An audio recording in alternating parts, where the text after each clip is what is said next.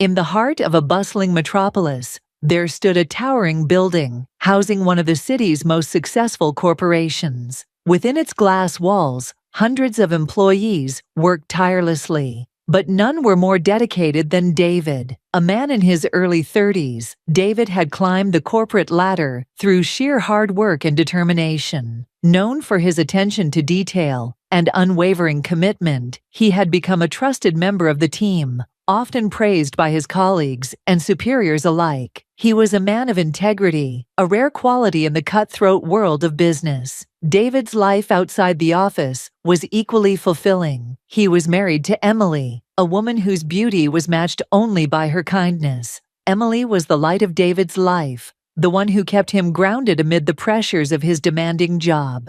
Their relationship was built on mutual respect, love, and an unbreakable bond that had only strengthened over the years. To David, Emily was not just his wife. She was his confidant, his best friend, and the person he could always rely on. Emily, with her warm smile and compassionate nature, was adored by everyone who met her. She had an effortless grace that drew people to her, making her a favorite at social gatherings. Despite her beauty, she remained humble and down to earth, never letting the admiration of others go to her head. She was deeply in love with David and was proud of the man he had become. Together, they were the picture of happiness, a couple who seemed to have it all.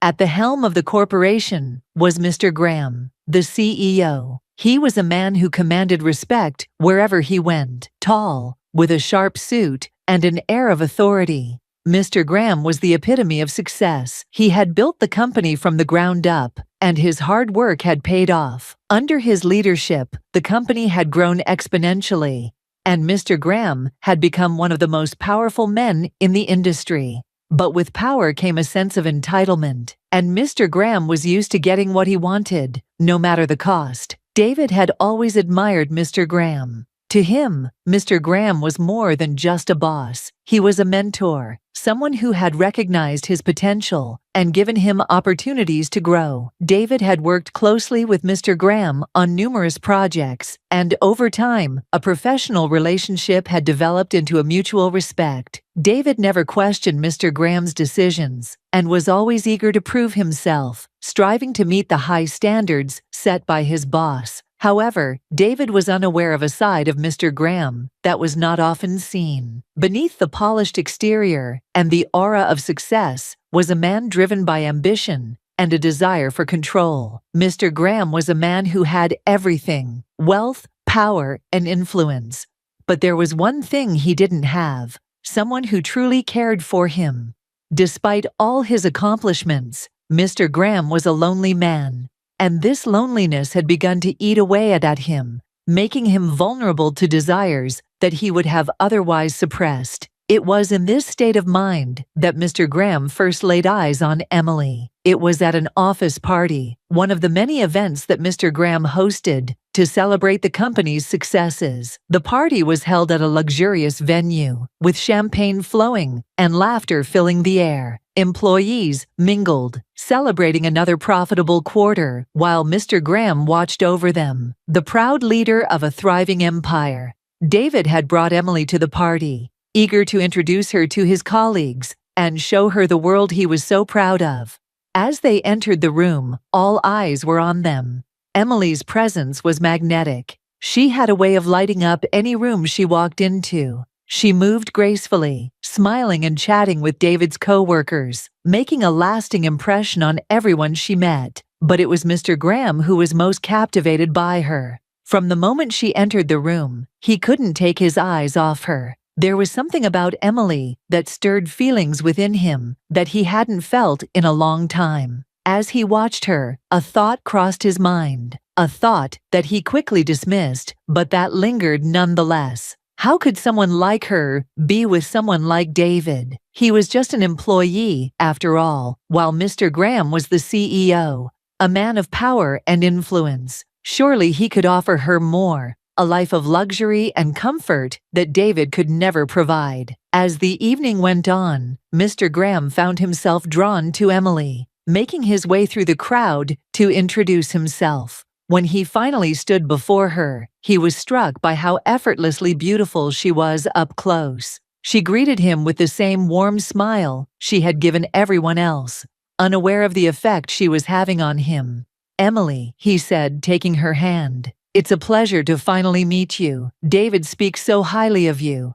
"Thank you, Mr. Graham," she replied politely. "David has nothing but great things to say about you as well. He's very proud to work for you." Their conversation was brief, but it was enough to leave a lasting impression on Mr. Graham. As the night went on, he found himself watching her from across the room, unable to shake the feeling that he needed to see her again. And so, the seed of temptation was planted, setting in motion a chain of events that would change all of their lives forever. The days that followed the office party were busy ones for David. He was deep into a major project that required all of his attention. Little did he know, however, that his boss's mind was elsewhere. Mr. Graham couldn't stop thinking about Emily. Her image lingered in his thoughts, distracting him during meetings and haunting him late at night when he was alone in his sprawling penthouse. For the first time in years, he felt vulnerable, as though something essential was missing from his life. Driven by a growing obsession, Mr. Graham began to find excuses to see Emily again. He organized more company events and made sure David and Emily were invited. Each time, he would subtly position himself near her, engaging her in conversation, complimenting her, and making sure she felt welcomed. To David, it seemed like his boss was just being friendly, taking an interest in his personal life. But to Mr. Graham, it was a calculated move. During these gatherings, Mr. Graham would often find himself alone with Emily. Even if just for a moment, he would compliment her, telling her how remarkable she was, how David was lucky to have her. Emily, always polite, would thank him, but she never gave his words much thought. To her, Mr. Graham was simply her husband's boss, and she had no reason to suspect anything more. But Mr. Graham's feelings only grew stronger. He found himself daydreaming about her, imagining what it would be like to have her by his side. The more he thought about it, the more convinced he became that he could offer her a better life. He was a man of wealth and power, capable of giving her anything she desired. Surely she would see that she deserved more than what David could provide. As his obsession deepened, Mr. Graham began to push the boundaries of what was appropriate. He started finding reasons to have David stay late at work, hoping that Emily would come to the office to bring him dinner or pick him up. On those occasions, Mr. Graham would seize the opportunity to strike up a conversation with her, offering to show her around the office or inviting her to join him for a drink while David finished up. One evening, after a long day, Mr. Graham invited David and Emily to join him for dinner at an exclusive restaurant. David, eager to make a good impression and unaware of his boss's intentions, agreed. The evening started off well enough, with polite conversation and laughter, but as the night wore on, Mr. Graham's comments became more personal. He praised Emily excessively, telling her how she was a rare find, how she had a presence that lit up the room. Emily, feeling uncomfortable, tried to steer the conversation back to safer topics, but Mr. Graham was relentless. He talked about his own life, how lonely it could be at the top, how he had everything except someone to share it with. David, oblivious to the underlying meaning, simply nodded along, thinking his boss was making small talk. But Emily sensed something was off. She couldn't put her finger on it, but there was something in the way Mr. Graham looked at her, something that made her uneasy. She decided to cut the evening short, thanking Mr. Graham for the dinner and suggesting they head home. David agreed, and the two left the restaurant, leaving Mr. Graham to dwell on his growing obsession. As they drove home, Emily couldn't shake the feeling that Mr. Graham's attention was more than just professional interest. She wondered if David had noticed anything, but when she glanced at him, he seemed completely unaware. Not wanting to worry him, she kept her thoughts to herself, hoping that it was all just in her imagination. But it wasn't. Mr. Graham's feelings for Emily were real, and they were growing stronger by the day. He began to imagine a future with her, one where she was by his side, enjoying the luxuries his wealth could provide. he became more determined to make her see that she deserved more than what David could offer. And so, the stage was set for a confrontation that would change everything. Mr. Graham's obsession had taken root, and there was no turning back. He was a man used to getting what he wanted, and he was determined to have Emily, no matter the cost. Graham's obsession with Emily only intensified. He began to devise a plan to win her over, convinced that he could make her see that she belonged with him. It was after a lavish charity gala, an event filled with the city's elite, that he decided to make his move. The gala had been a success, and as the evening came to a close, Mr. Graham found an opportunity to be alone with Emily. The two were standing on a balcony overlooking the city, the twinkling lights below, creating a romantic backdrop. Emily had come to the gala with David, but he had been called away to discuss a business matter with a client, leaving her alone with Mr. Graham. Seizing the moment, Mr. Graham turned to Emily, his expression serious. "Emily," he began, his voice soft but firm. "There's something I need to tell you." Emily, sensing the gravity in his tone, looked up at him, curious but cautious. "What is it, Mr. Graham?" He took a deep breath, his heart pounding. "I can't hide it any longer, Emily. I'm in love with you." Emily's eyes widened in shock. This was the last thing she had expected to hear. "Mr. Graham, But he cut her off, desperate to make her understand. "Emily, you deserve so much more than what David can give you. I can give you everything: wealth, power, security. You could have a life most people only dream of. Just leave David and be with me." Emily was stunned, her mind racing. She had always respected Mr. Graham, admired his success and leadership, but she had never imagined that he would feel this way about her. The idea of leaving David was unthinkable. She loved her husband deeply, and no amount of money or power could ever make her betray him. "Mr. Graham," she said, finding her voice, "I'm flattered, but I love David. I've loved him since the day we met, and nothing will ever change that. I'm sorry, but I can't be with you." Mr. Graham was silent, the weight of her words sinking in. He had never been rejected before, never had anyone tell him no. The realization that Emily would never be his was a bitter pill to swallow. But even as he stood there, trying to come to terms with her rejection, another thought crossed his mind.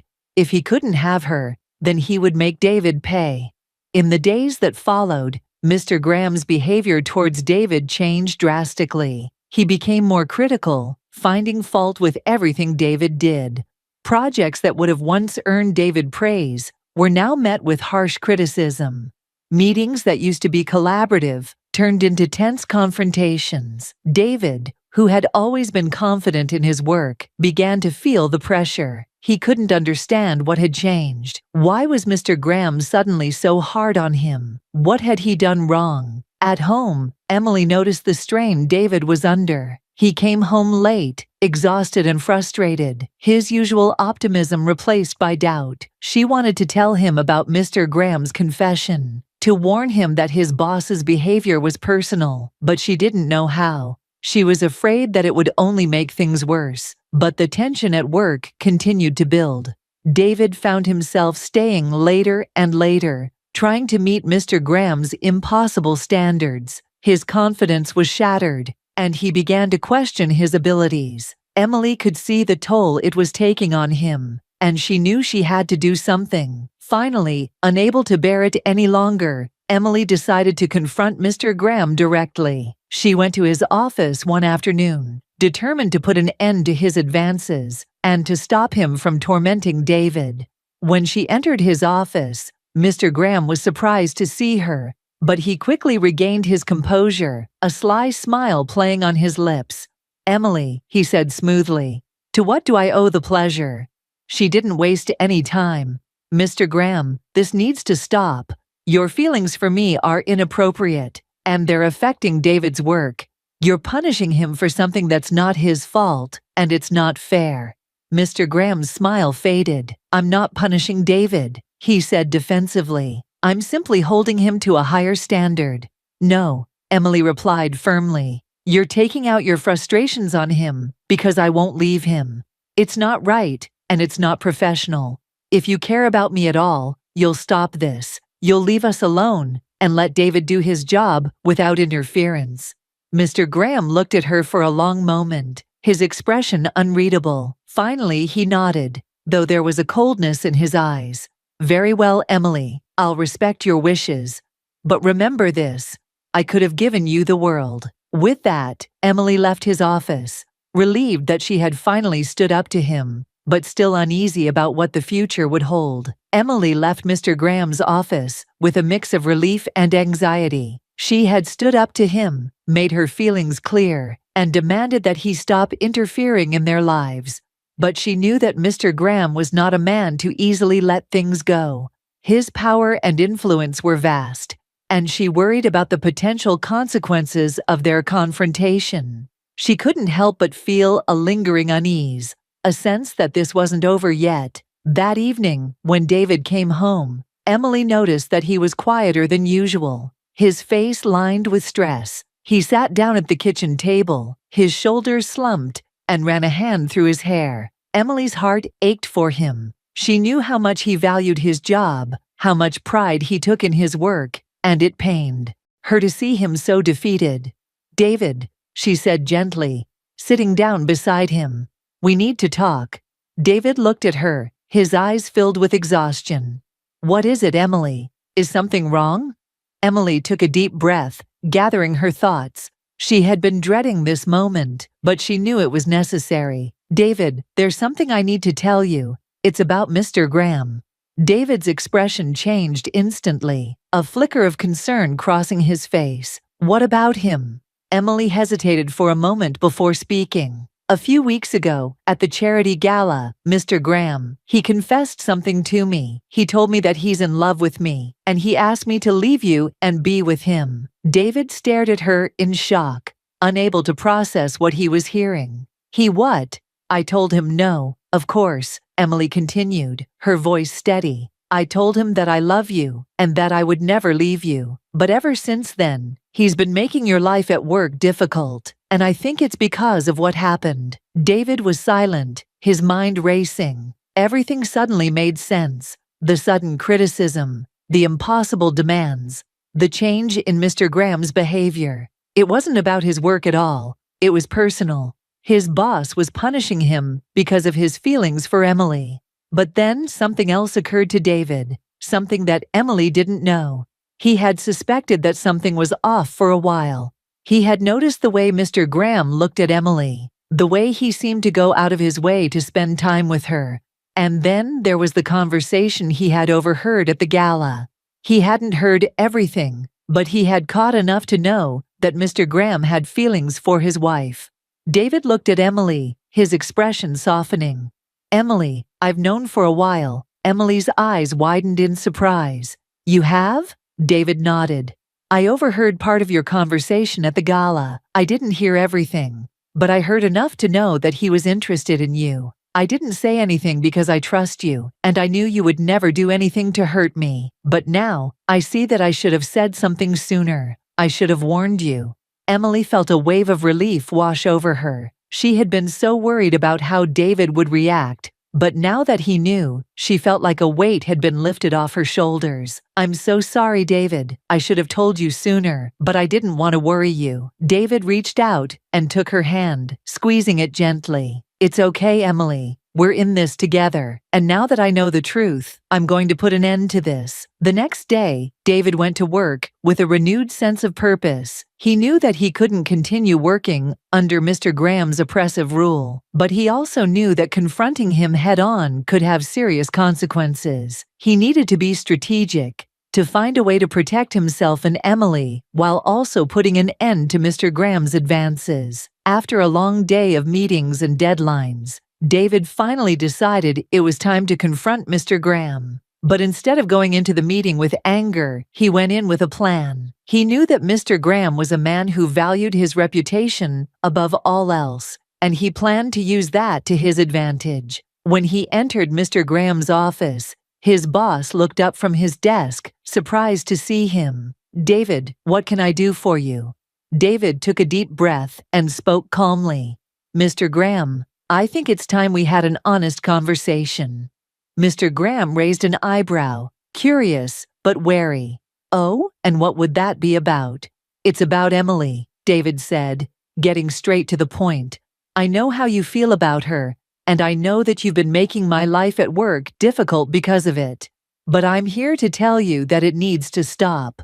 Mr. Graham's expression hardened, but David didn't back down. "I'm not here to threaten you, but I want you to understand that if you continue to interfere in our lives, I'll have no choice but to take action. I have a family to protect, and I won't let anyone come between us." There was a tense silence in the room as Mr. Graham considered David's words. He could see that David was serious, that he wasn't afraid to stand up to him. And for the first time, Mr. Graham realized that he had underestimated his employee. Finally, Mr. Graham sighed and leaned back in his chair. "David, I understand where you're coming from. I admit that I let my feelings get the better of me, and for that, I apologize. You're a valuable member of this company, and I don't want to lose you. I'll back off, and you have my word that this will never happen again." David nodded, relieved that the conversation had gone better than he had expected. "Thank you, Mr. Graham. I appreciate your understanding." As David left the office, he felt a sense of closure. He knew that the road ahead wouldn't be easy, but he was confident that he and Emily would come out stronger on the other side. He had stood up for what was right, and he had protected the one thing that mattered most to him, his family. Months passed, and life slowly returned to normal for David and Emily. Mr. Graham kept his word, and David's work life improved significantly. The tension that had once plagued their relationship was gone, replaced by a renewed sense of trust and commitment. David and Emily were closer than ever, their bond strengthened by the challenges they had faced together. But the story didn't end there. Unbeknownst to David and Emily, Mr. Graham's obsession hadn't completely faded. He had promised to back off, and for the most part, he had. But the feelings he had developed for Emily still lingered in the back of his mind, a constant reminder of what he had lost. One day, several months after the confrontation, Mr. Graham received a call from a private investigator he had hired months ago. The investigator had been looking into David's background, searching for anything that could be used to his advantage. Mr. Graham had forgotten about the investigation, but the news he received that day changed everything. The investigator had found something, a secret from David's past that could ruin his career, something that could give Mr. Graham the leverage he needed to finally get what he wanted. As Mr. Graham hung up the phone, a plan began to form in his mind.